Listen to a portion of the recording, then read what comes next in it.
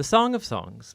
It's a well-known but not so well understood book of the Bible. It's 8 chapters of love poetry. And while there is an introduction and a conclusion, the book doesn't have any kind of rigid literary design, and that's because it's a collection of poems. They're not meant to be dissected or taken apart. They're meant to be read as a flowing whole and simply enjoyed. The first line of the book tells us that it's the Song of Songs, which is a Hebrew idiom like the Holy of Holies or the King of Kings. It's a Hebrew way of saying the greatest thing. So this is the greatest song of all songs. Then we're told in the first line that this Song of Songs is of Solomon, which could mean that he's the author. His name does begin the book, after all. But as you read the poems, you discover that the main voice is that of a woman called the Beloved.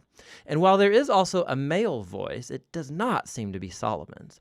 Solomon is mentioned a couple times in the poems, but he's never a speaker. And you do have to admit, Solomon is a very odd candidate as the author of this book, given the fact that he had 700 wives. For the lovers in the Song of Songs, they are the only ones in the world for each other. So the of Solomon likely means in the wisdom tradition of Solomon. He was known for his wisdom, his poetry, his love of learning about every part of life. And Solomon became the father of wisdom literature in Israel. And so his legacy is here carried on through a collection of love poems that explores the human experience of love and sexual desire. The opening poem introduces us to the basic theme of this book. We hear the voice of the young woman who delights in her man, a shepherd. Now, she's not married to him yet, but it becomes clear that they're engaged and they cannot wait to be together. From the introduction, the poems flow back and forth from the woman's voice to the man's, shifting from scene to scene without any kind of clear linear sequence or storyline.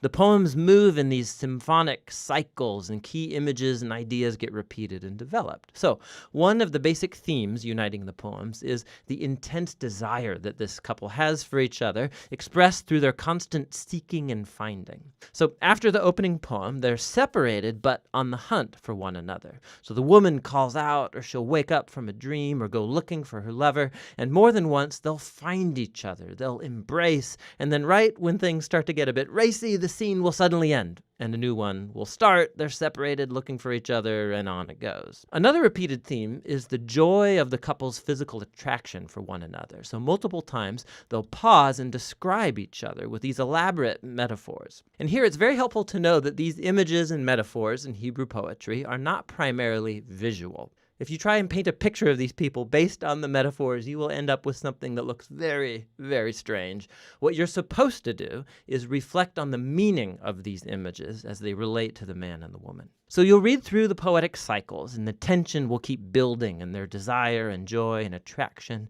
And this spiraling repetition is a poetic way of heightening and focusing on the mystery and power of sexual love. It all comes together in the conclusion, which pauses to summarize what these poems are all about. Love is as strong as death. Its passions are as severe as the grave. Its flashes are of fire, a divine flame. Many waters cannot extinguish love. Rivers cannot sweep it away. If one were to give all the wealth of one's house for love, he would be utterly scorned. The poem highlights the power and the intensity of love, how it's both beautiful but also dangerous. Like fire, love can destroy people if it's abused, or be life-giving if it's protected. Ultimately, love expresses the insatiable human longing to know and be fully known and desired by another. Love is one of the most transcendent and mysterious experiences in human life, and as a part of the Bible's wisdom tradition, this book says it's a gift from God. After this, there's an odd poem about Solomon trying to do what the previous poem just said was impossible, to buy love. The woman rejects Solomon's offer, and then the book concludes with the man and the woman. They're separate once more on the hunt for each other. He calls to hear her voice. She begs him to run away with her, and that's how the book ends. Just totally open-ended. But that's a lot like love, which never truly concludes, because there's always more to discover and pursue in your beloved. And so true love has no end, and neither does this book. Now, through history, the big question raised by the Song of Songs is, what on earth is love poetry doing in the Bible? There have been 3 main interpretations of this book throughout history.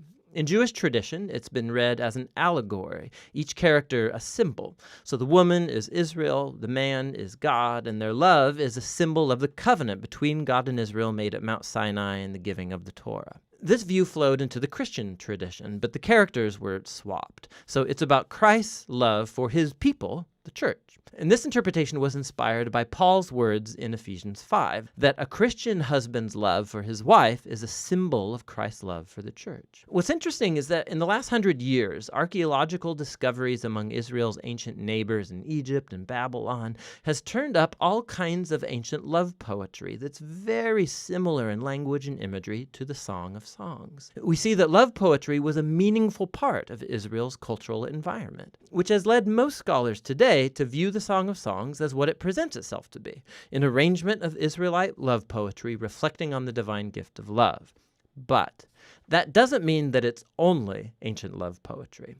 There's a key feature of these poems that sticks out when you read them as a part of the Old Testament, and that's the overwhelming use of garden imagery. There are powerful echoes of the Garden of Eden and the idyllic scene between the married couple in the early chapters of Genesis.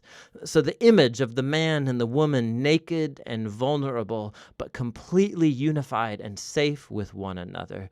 This resonates in the background of the Song of Songs. It's as if in these poems we are witnessing the love of a couple whose relationship is untainted by selfishness and sin. And so ultimately the song holds out hope that even though our own relationships are so often distorted by selfishness, love is a transcendent gift, and it's meant to point us to something greater, to the gift of God's love that will one day permeate and transform his beloved world. And that's what the Song of Songs is all about.